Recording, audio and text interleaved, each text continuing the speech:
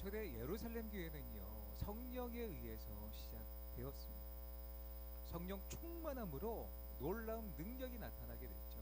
120명의 사람들이 성령 충만함을 받게 되고 그들이 방언을 하고 또 세계 각국 나라의 언어로 이야기를 하게 되었을 때에 야, 이 사람들이 술에 취한 거 아니냐? 베드로가 그때 이야기를 하죠. 사람들이 오전 아웃이 아닙니까? 술에 취한 것이 아니고 요엘 선지자가 말한 성령께서 임하신 것입니다. 이야기를 합니다. 그리고 그들은요, 예수님이 돌아가시고 나서 예수님의 제자들은요 숨어 있었어요. 야, 나도 죽는 것 아닌가 그렇게 두려워했던 제자들이 성령의 충만함을 받게 된 뒤에는 밖으로 나아가서 담대하게 하나님의 복음을 증거합니다. 전파합니다. 죽음을 두려워하지 않는 거예요. 본질을 알았기 때문이죠. 그때에 놀라운 기사와 표적이 나타나게 되었습니다.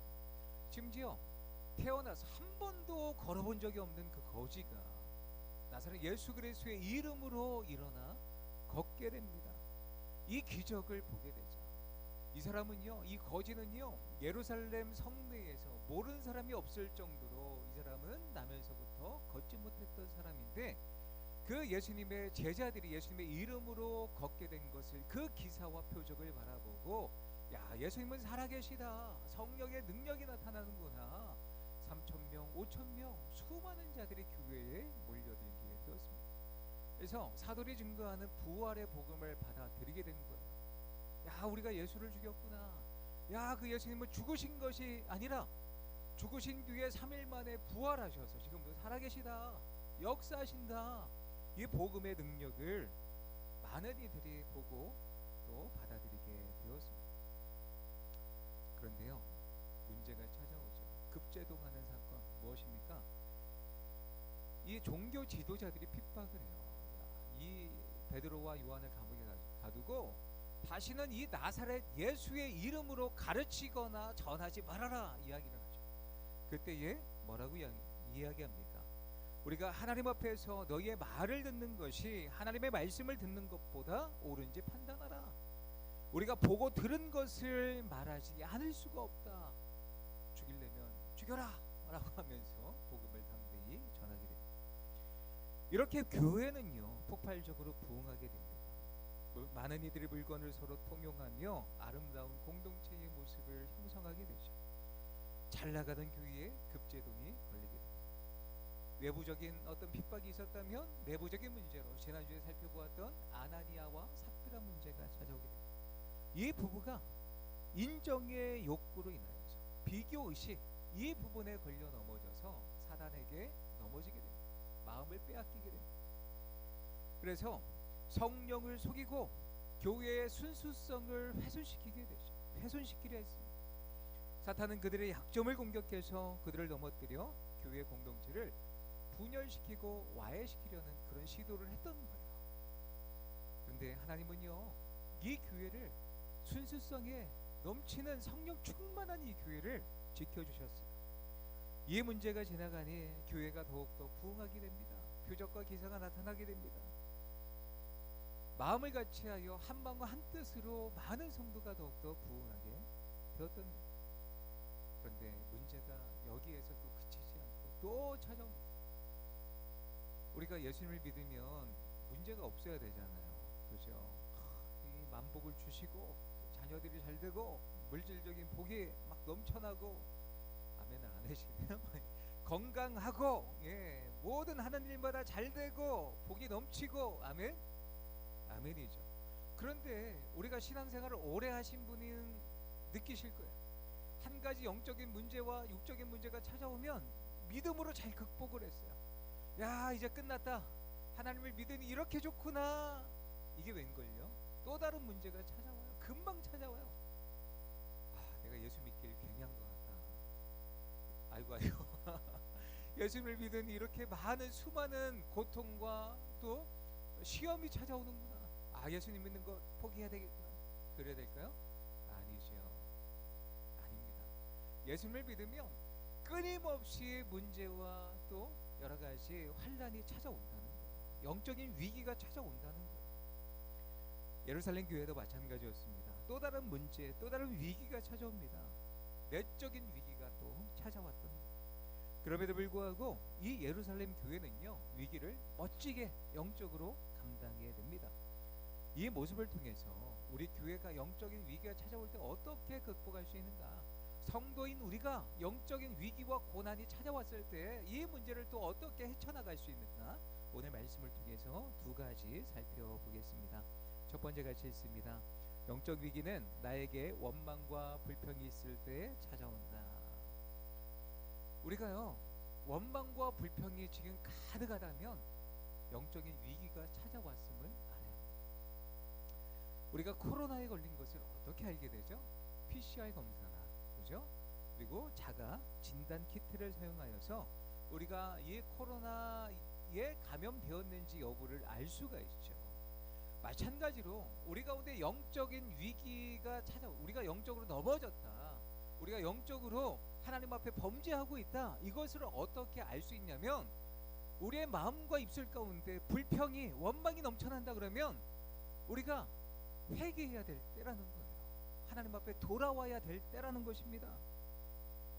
예배의 은혜를 못 받고, 또 은혜가 이제 사라지고, 또 감사가 사라지고, 기도의 자리를 점점 멀리하게 되고, 말씀을 듣는 자리, 읽는 자리를 점점 멀리하게 되는 것, 어쩌면 이때가 영적인 위기의 때라는 거예요.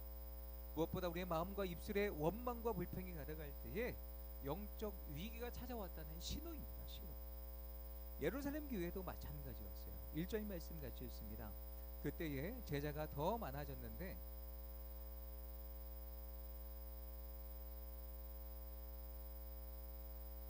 원망하니, 사도들이 담대하게 하나님의 말씀을 증거하자 제자들이 더 많아졌던 거예요. 할렐루야죠. 사람이 복음으로 흥왕해 가고 구원받는 자들이 더욱 늘어나는 것이 얼마나 감사한 일입니까?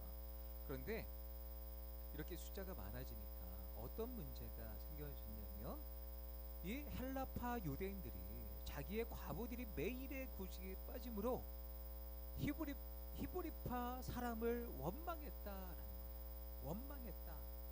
문제는요, 히브리파 유대인들과 헬라파 유대인들 사이에서 생기게 되었는데, 히브리파 유대인들은요 어떤 사람들이냐면, 이게 파파 그러니까 뭔가 이제 이 당을 짓고, 그게 아니라 어떤 이 사람들이었냐면, 히브리파 유대인들은요 원래 태생이 히브리, 그러니까 이 이스라엘 나라 유대 땅에서 태어났고 유대의 문화, 그 정서 깊숙이 뼈저리게 있었던 사람들이 히브리파 사람들이었어요. 그런데 헬라파 유대인들은요 이제 이 본국이 아니라 각 디아스포라 백성들이었어요.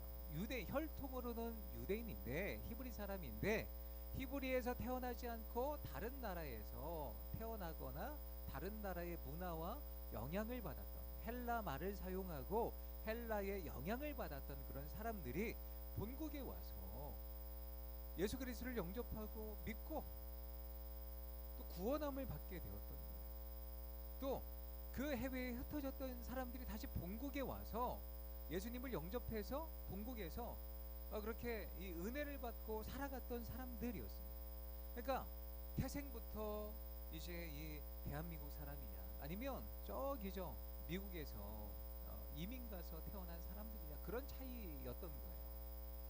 근데 어쨌든 한 교회 공동체 안에서 은혜를 받고 살아가는데, 이 구제의 문제에 있어서 누구는 좋은 영향을 받고 누구는 구제에 있어서 그 영향을 전혀 누리지 못하는 사람들이 있었다. 하필이면 본토에서 태어난 히브리파 유대인들은 이 구제에 있어서 도움을 받는데, 해외에서 살다가 그 해외의 영향권, 헬라의 영향권 아래 있었던 사람들은 그 구제에 있어서 소외가 되는 거예요. 당시에는요 믿음의 백성들 가운데는 가난한 사람들이 많았습니다. 그래서 특별히 먹을 것을 해결하지 못한 사람들이 다반사였어요. 그래서 또 당시 이 초대 교회 가운데는요 모이면 함께 식사를 하는 것이 그들에게 매우 중요했던 그런 부분이었습니다. 그런데 이 식사를 하는 부분에 있어서 어떤 사람은 혜택을 받고 어떤 사람은 혜택을 받지 못했던 거예요. 그래서 이 불이익을 당하는 사람들, 타국에 살다가 돌아온 헬라파 유대인들, 이 사람들이 공교롭게도 구제에서 빠졌다는 거예요.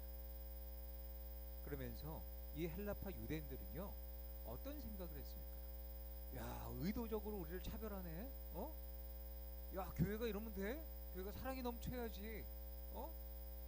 누구는 입이고 누구는 주둥이야? 라고 하면서 불평하기 시작했던 거예요. 먹을 것이 부족하거나 없을 때 자기들만 안 준다라고 생각했습니다. 이 원망했다, 이 말은요, 헬라어로 공기스모스란데요, 이 말인데요, 이 말의 뜻은요, 소리내어 공개적으로 야, 이거 너무합니다, 누구는 입이고 누구는 주둥입니까, 이렇게 크게 이야기를 했다는 것이 아니라 뒤에서 중얼중얼 투덜대고 뒷담화 했다는 얘기예요. 차라리 사도들을 찾아가서 아니 너무한 거 아닙니까, 이렇게 공개적으로 문제 개선을 요구했으면 참으로 멋지게, 그죠? 앞에서 차라리 뭐 그런 분들 있죠. 살아가면서 나는 앞에서 이야기해야지 뒤에서는 나는 그렇게 이야기하지 않아. 근데 그런 분들 보면 꼭 뒷담화도 좀 많이 하는 그런 경향이 있는데, 그렇죠. 차라리 앞에서 당당하게 사도들 앞에서 이 문제를 열어놓았으면 너무 좋지 않았을까요? 그들은 뒤에서 사도들을 원망했던 거예요. 뒷담화를 한 거예요. 사도들의 일이 과중에서 실수한 게 아니에요. 이건 차별입니다. 차별. 의도적으로 빼놓은 거예요. 이럴 수 있습니까? 예수님의 제자라는 사람들이 이러면서 원망하고 불평했다는 거예요. 그런데 우리가 분명히 기억해야 될 사실이 있습니다. 영적인 원리 가운데 우리가 불평과 원망하게 되면 하나님의 심판을 면치 못한다는 사실이에요. 야고보서 5장 말씀 같이 있습니다. 형제들아, 서로 원망치 말라. 그래야면 심판을 멸하리라. 원망하면 심판을 면치 못한다는 거예요. 왜요? 이것은 하나님의 원리가 아니라는 거죠. 우리의 마음에 이 사탄에게 지배를 받게 되면 원망과 불평으로 하나님께 더 나아가서 하나님께 원망하게 되어 있기 때문입니다. 성경에 보면 이 원리가 그대로 적용했던 그런 사람들이 있어요. 출애굽했던 이스라엘 백성들이죠. 출애굽한 이스라엘 백성들을 보면 그들은 원망함으로 심판을 받게 됩니다. 광야에서 먹을 것이 떨어지자 모세를 원망해요. 하나님을 원망합니다. 먹을 것이 없어서 우리를 이 광야로 내몬 것 아니냐. 애굽에 매장지가 없어서 우리를 이 광야로 내몬 것 아닌가. 하나님께서 은혜를 베풀어 주셔서 먹을 것을 주셨습니다. 만나와 메추라기로 공급해 주셨어요. 그랬더니 이 백성이 또 원망. 허구한 날 우리가 만나와 메추라기만 먹어선 되느냐. 저 애굽에서 파도, 마늘도, 부추도 먹었던 것이 생각난다. 먹고 싶다. 그러면 불평을 해요. 하나님이 은혜로 계속 은혜로 대해 주시고 공급해 주시는데 자꾸 원망을 해요. 그리고 그 백성들은요, 하나님께서 주신 땅에 대해서 정탐꾼을 보내 정탐을 하는 거죠. 결국에 그 땅은 우리가 정복할 수 없는 땅입니다. 거인과 같아서 그 안악 자손을 우리가 볼 때에 너무나 거인들과 같아요. 우리는 그들의 밥이 될 거예요. 라고 하면서 불평과 원망을 하죠. 그때 하나님은 그들의 원망과 불평을 간과하지 않으셨어요. 어찌하십니까? 그 정탐했던 40일을 하루를 1년으로 계산해서 너희가 광야에서 뺑뺑이를 돌아라. 그 말은요, 원망하고 불평한 백성들을 광야에서 심판받아라, 그런 거죠. 그렇습니다. 원망의 결과는 심판입니다. 원망하게 되면 끝까지 올라가서 누구를 원망하게 돼요? 하나님을 원망하게 돼요. 그래서 우리의 삶 속에서 지금 내 삶을 돌아보며 원망과 불평이 가득하고 있다면, 이것은 내가 돌이켜야 되는구나. 하나님께 기뻐하지 않으시는구나. 영적인 위기가 나에게 찾아왔구나. 다시 은혜의 자리로 나아가야 되는구나. 이것을 꼭 기억하셨으면 좋겠습니다. 하나님을 신뢰하며 우리의 입술을 절제해야 됩니다. 욥기서 말씀 같이 있습니다. 그런즉 내가 내 입을 금하지 아니하고 내 영혼의 아픔 때문에 말하며. 욥은요, 이 욥기서 말씀해 보면 뭐라고 이야기를 하고 있습니까? 왜 원망하고 불평한다고요? 마음이 괴로우니까요. 어떤 사람은 상황이 안 좋아도 원망하지 않습니다. 무엇이든지 감사함으로 받으면 버릴 것이 없죠. 그런데 마음이 불편하니까, 마음이 아프니까, 마음이 괴로우니까 원망하고 불평하는 거예요. 근데 마음이 강건한 사람은 어떤 위기와 상황을 만나도 극복해냅니다. 왜요? 믿음이 있기 때문이죠. 하나님이 나와 함께 하시기 때문에 내가 무슨 걱정이 있으랴 룰루랄라 찬양하면서 그 문제를 정면으로 돌파합니다. 그런데 원망하는 사람들은요, 어떤 상황과 위기가 닥칠 때마다 아우, 나는 괜찮은데 저 사람 때문에 그래. 나는 진짜 신앙생활 열심히 하고 싶었는데 내가 넘어진 것은 저 아무개 누구누구 이렇게 장로님, 권사님, 집사님 때문에, 성도님들, 목사님 때문에 그래. 김 목사님 때문에 그래. 저 말고요. 저도 김씨지만 저 말고 다른 김 목사님. 원망하는 사람은요, 대부분 어떤 생각을 하냐면 나는 옳고 다른 사람은 다 틀렸다는 거예요. 잘못됐다는 거예요. 나는 잘했는데 다른 누군가 때문에 일이 이렇게 되었다는 거예요. 원망의 정체는요, 악한 사탄입니다. 우리가 왜 원망이 나옵니까? 기도하지 않아서 그래요. 감사하지 않아서 그래요. 성령의 역사가 없으니까 원망과 불평이 나오는 것입니다. 하나님의 말씀이 그 마음속에 없기 때문에 원망과 불평이 들어오는 거예요. 그런데 원망은요, 놀라운 것은 전염병처럼 전염성이 굉장히 강하다는 거예요. 주변 사람들에게 막 퍼뜨립니다. 그러므로 우리는 마음속에 들어있는 이 원망하는 마음을 제거해야 합니다. 내 안에 원망과 불평의 마음이 가득하다면 내 영혼에 적색 신의 것을 다시 한번 기억하셨으면 좋겠습니다. 야, 기도하는 자리에 나아가야 되는구나. 하나님의 말씀의 자리에 나아가야 되는구나. 성령의 역사를 위해 내가 더 간구하고 기도해야 되는구나. 이것을 깨달으시고 주님 앞에 더욱더 나아가시기를 축원합니다. 예수님을 그리고 더 생각하셔야 돼요. 생각해 보면 세상에서 원망하는 마음이 가장 커야 될 분이 있다면 예수님이세요. 모든 사람들을 위하여서 십자가를 그렇게 짊어 주신 것 아니에요. 그런데 그 앞에서도 또 죄를 짓고 범죄하고, 아우 내가 죄를 위해서 괜히 십자가를 졌어. 그렇게 원망하고 불평하실 수 있는 분이에요. 그런데 예수님은 그러지 않으세요. 잠잠히 십자가의 길을 가셔서 그 예수님을 바라보며 우리가 원망을 이겨낼 수 있다는 거예요. 그래서 예수님을 생각하며 원망을 그치시고 나를 점검하시고 영적인 위기를 믿음으로 이겨내시기를 예수님의 이름으로 축복합니다. 두 번째입니다. 함께 있습니다. 영적 위기는 본질을 놓칠 때 찾아온다. 2절 말씀 함께 있습니다. 12사도가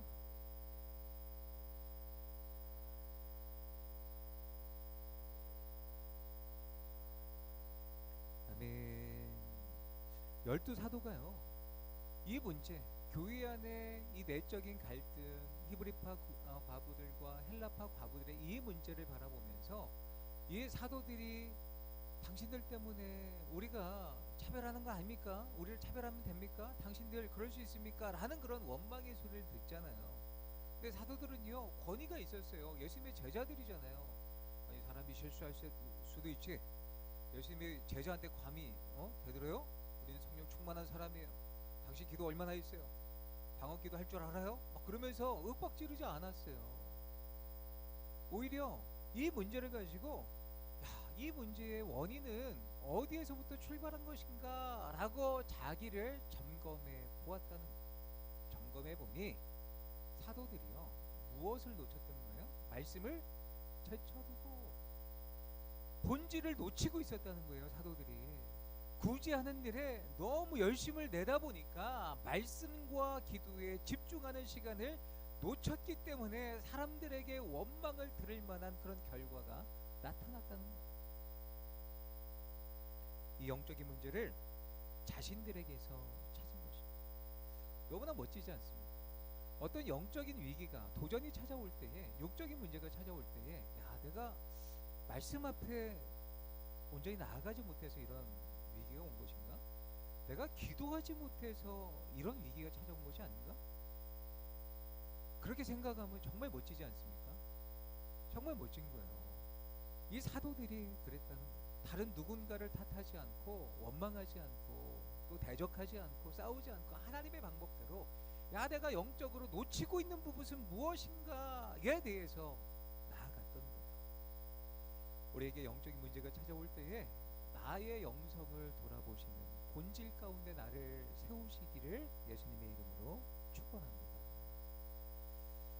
구제의 문제로 애쓰기 전에 그들이 붙들었던 사명이 무엇인지 그 초심으로 돌아갔던 거예요. 사람들이 흥왕해져서 구제의 사역을 하기 전에 그들이 했던 일이 무엇입니까? 함께 읽습니다. 그들이 날마다 성전에 있든지 집에 있든지 예수는 그리스도라고 가르치기와 전도하기를 그치지 아니하니라. 아멘. 예수는 그리스도라고 가르치기와 전도하기를 그치지 아니했다.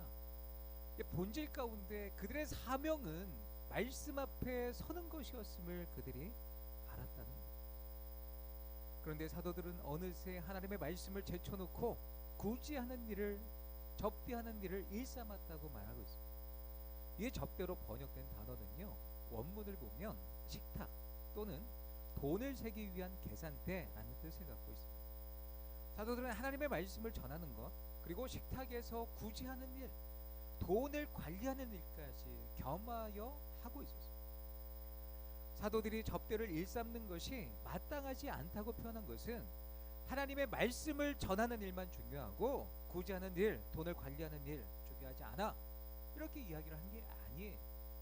사도들에게 있어서 중요했던 사명의 본질을 이야기를 하고 있습니다. 사도는 구제하는 일도 함께 하다가 정작 하나님의 말씀을 제쳐두는 실수를 했던 거예요.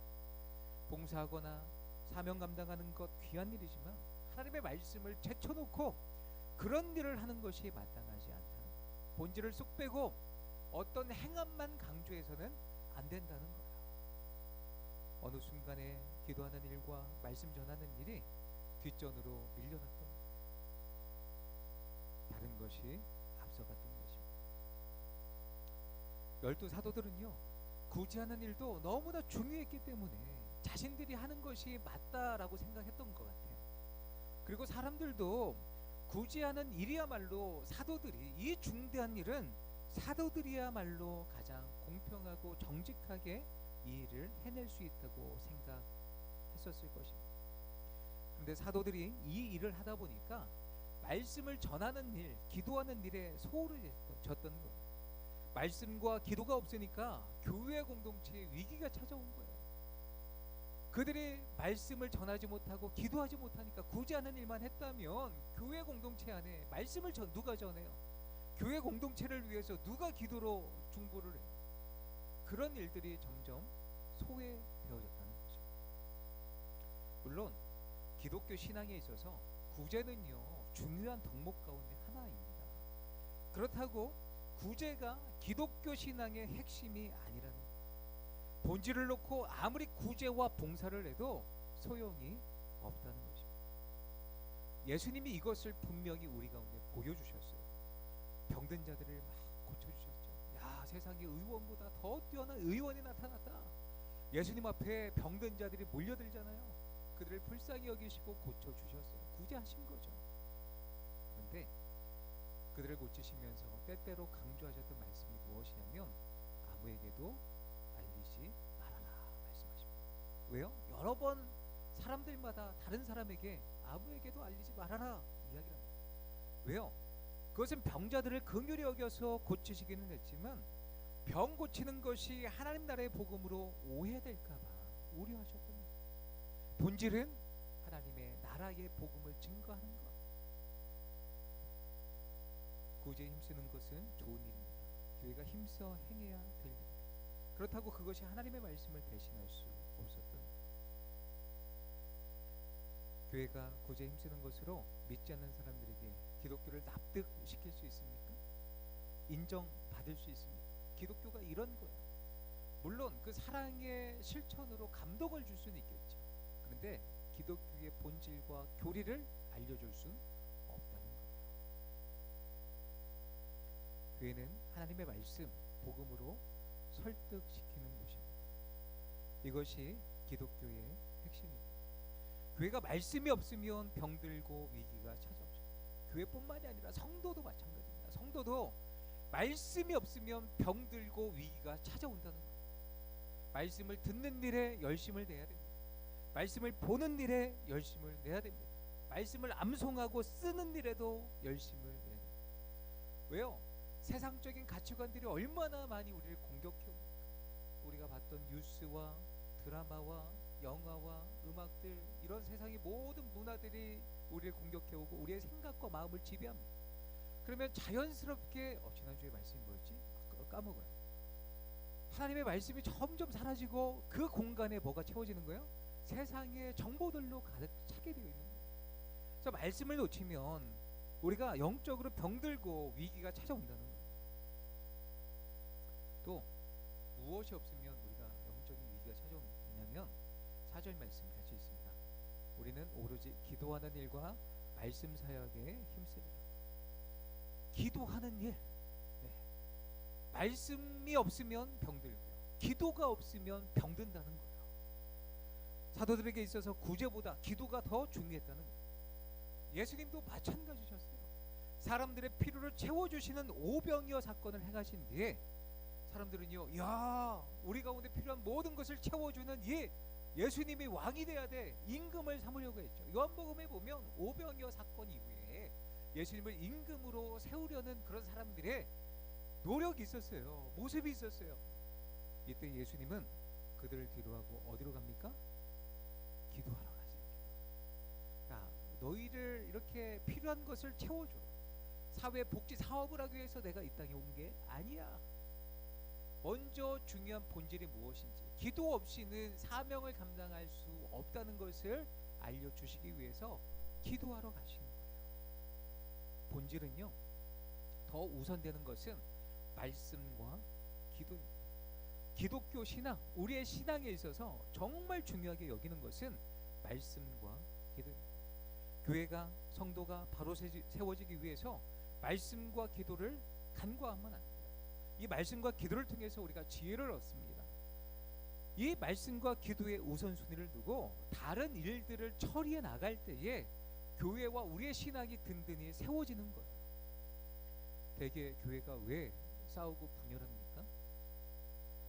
문제가 일어났을 때 문제의 본질을 말씀과 기도로 해결하려 하지 않습니다. 본질이 잊혀지게 될 때에 교회가 분열하고 다툼이 나타나게 됩니다. 어떤 교회에서 있었던 일입니다. 상가 건물에서 예배를 드리다 보니 성도들이 어떤 소망이 있었냐면, 야, 우리는 언제쯤 우리 건물에서 예배를 드릴 것인가. 그래서 성도들이 마음을 모아서 뜨겁게 기도를 하고 교회를 세우기로 결단을 하게 되었습니다. 이 교회에서, 우리가 지어진 이 새로운 교회에서 마음껏 하나님의 복음을 증거하자 교회를 세웠어요. 교회를 짓고 나서 교회가 쪼개졌습니다. 왜 그랬을까요? 교회 안에 이제 강대상 있잖아요. 강대상을 이제 이 리모델링이 아니라 그 디자인 하는데 강대상 카페트를 빨간색으로 할 것인가 초록색으로 할 것인가 다툰 거예요. 어떤 파에서는 이렇게 주장을 합니다. 야, 빨간색으로 해야 돼. 예수님의 보혈을 상징해. 빨간색으로 당연히 해야지. 한쪽에서는 아니다. 푸른 초장을 뜻하는 초록색으로 해야 돼. 우리 하나님, 우리 여호와는 나의 목자셔서 그 푸른 초장으로 인도해 주시니 얼마나 그 색깔이 좋으냐. 이 별것도 아닌 걸로 싸워가지고요, 교회가 쪼개졌어요. 말도 안 되는 거죠. 한국 교회도요, 이 대한예수교 장로회가 이렇게 많이 갈라졌잖아요. 여러 가지 이유로 이렇게 갈라졌습니다. 십자가파와 십자가 없는 파, 이 강대상 트인 십자가를 세워두는 것. 어떻게 예수님이 이것도 우상 숭배가 될 수 있다. 그래서 이제 그렇게 그런 파가 있고, 그리고 예전에는 장의자가 없었던 시대가 있었잖아요. 그 마룻바닥에서 예배를 드리는 그 세대가 있었잖아요. 그러다 보니까 장의자를 놓게 되는 어떤 붐이 일어났나 보죠, 대한민국에.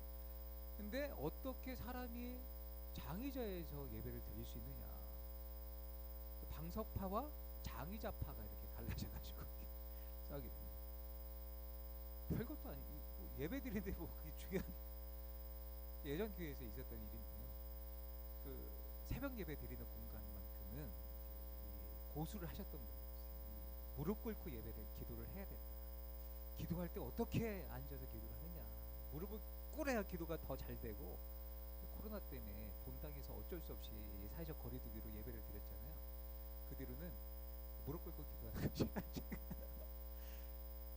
그렇게 주장하셨던 분도 이제는 무릎 못 꿇겠다고 말씀하시는 것을 그게 중요치 않다는 거죠.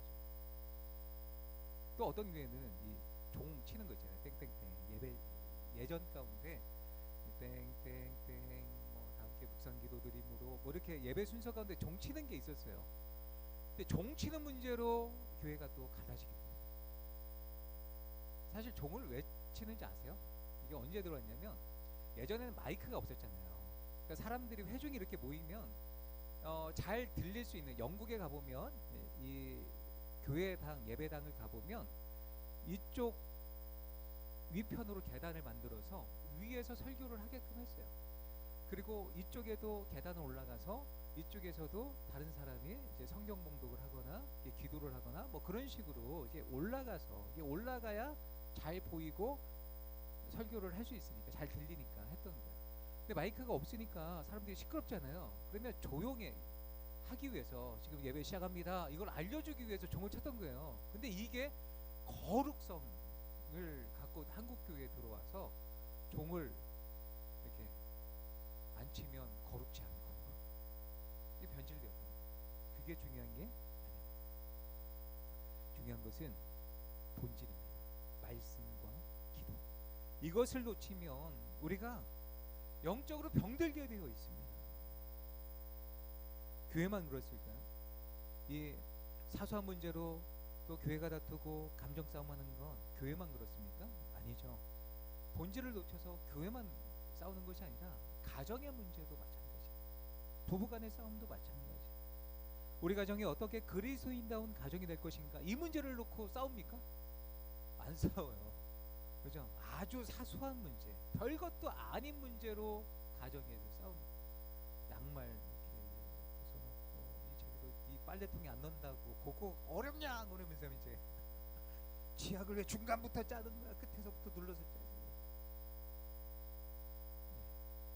죄송해요, 제 이야기를 네, 그렇습니다. 사소한 문제로 감정 싸움에서는 안 된다는 거예요. 본질이 중요합니다. 말씀과 기도를 놓치면 영적인 위기가 찾아옵니다. 그래서 말씀과 기도를 사수하셔야 돼요. 교회 와서 예배하고 기도하고 말씀 듣는 것도 중요합니다. 그리고 일상에 돌아가서도 어떤 루틴을 만드셔야 돼요. 패턴을 만드셔서 하나님 앞에 기도하는 것, 말씀을 읽는 그 자리를 만드셔야 돼요. 그래야 우리가 넘어지지 않을 수 있습니다. 미국에 아도니람 저드슨이라는 선교사가 있었습니다. 이분은요 최초의 미얀마 선교사였는데요, 이분이 미얀마 선교사로 떠나기 전에 인도에서 선교 사역을 감당하고 있었던 윌리엄 캐리라는 사람, 선교사, 굉장히 유명한 분이거든요. 예, 이 선교의 아버지라고 불리는 윌리엄 캐리를 1812년에 만나게 됩니다. 인도에 가서 의도적으로 윌리엄 캐리를, 미국 사람이었던 이 아도니람 저드슨 선교사가 영국 선교사였던 이 윌리엄 캐리를 인도에 가서 만나게 됩니다. 그래서 윌리엄 캐리 선교사와 정원을 함께 거닐면서 당신은 어떻게 이런 위대한 선교의 사역을 감당한 것입니까? 그동안 들려져 왔던 윌리엄 캐리 선교사님의 아름다운 선교의 모습들, 모든 어려움과 위기들을 극복하고 끝까지 선교의 사역들을 감당했던 것을, 그 감동받은 것을 이야기를 합니다. 그 이유가 있다면 윌리엄 캐리는요 3차례에 걸려서 살해당할 그런 위기에 처했었어요. 근데 극적으로 하나님께서 구해 주셨다는 거죠. 인도 정부의 가전 선교 방해를 받았던 그런 분인데, 근데 그것을 돌파하고 선교를 했습니다. 수고와 땀으로 이룩해 놓은 원고와 또 인쇄 도구들, 성경 번역에 쓰여지는 그런 인쇄 도구들을, 그 서류들 이제 불에 다 타가지고요, 거의 다 타가지고 없어진 거예요. 선교의 모든 자료, 또 사역의 모든 자료들이 다 잿더미로 변했던 거예요. 그럼에도 불구하고 이런 수많은 역경들을 어떻게 견디고 끝까지 사명을 감당할 수 있었습니까? 묻게 됩니다. 그러자 윌리엄 캐리는요, 이 젖으신 선교사를 정원의 한 구석으로 인도를 하고 가르치면서 이야기합니다. 여기가 바로 나의 예배 장소이자 기도와 묵상의 자리입니다. 이 자리가 없었다면 나는 계속해서 닥쳐온 고난을 이겨내지 못했을 것입니다. 나는 매일 새벽 5시마다 이 자리에 와서 하나님 앞에 기도합니다. 그리고 하나님이 지으신 저 꽃들을 바라보며 묵상을 하고 이야기합니다. 나는 6시경에 들어가서 아침을 먹고 하루 일과를 시작합니다. 저녁이 되면 밥을 먹고 나서 손에 성경을 들고 다시 이 자리로 옵니다. 화재로 인해서 인도 정부의 박해를 받을 때마다, 살해 위협을 받을 때마다 본질을 붙든 거예요. 하나님 말씀과 기도로 돌파합니다. 이 위기 가운데 이 본질을 붙들 때에 나에게 승산이 있음을 믿으며 그 자리에 나아갑니다. 그렇습니다. 하나님을 믿는 사람들은요, 고난이나 역경, 위기 자체가 없는 사람들이 아니죠. 오히려 이 모든 고난과 역경을 말씀과 기도로 뚫어내는 사람입니다.